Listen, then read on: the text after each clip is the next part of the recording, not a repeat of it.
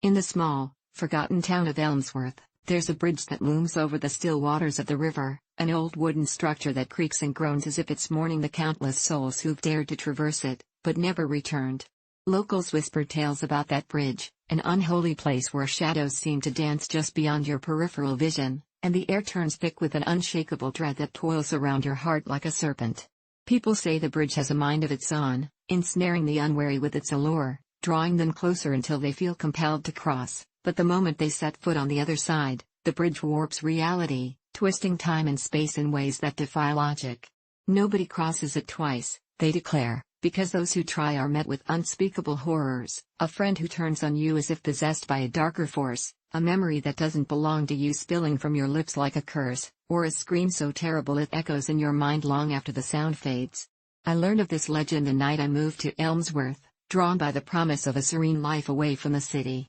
Curiosity nibbled at my insides, and one moonless night, I crept toward the bridge, emboldened by a mix of naivety and the misguided belief that I could outsmart the rumors. The planks were damp beneath my feet, and the shadows appeared to flicker with life as I crossed, each step echoing like a distant drumbeat. Halfway across, I heard them, the whispers, faint at first, pulling at my sanity, and just as I turned back, a flicker of movement caught my eye. There stood a figure on the opposite side, cloaked and indistinct, their face obscured but their gaze piercing through the dimness, as if they knew everything about me, everything I'd ever hidden. In that moment, I felt an inexplicable urge to keep moving forward, to confront whatever dark truth that figure represented, and I took one last step. My foot landed with a soft thud on the other side, and the sense of foreboding melted into a chilling anticipation, a feeling I couldn't shake even as I froze in place. The figure turned and slowly moved toward me, their silhouette elongating and twisting under the dim light of the stars, and instead of running, I found myself stepping deeper into the abyss that began to consume the world around me.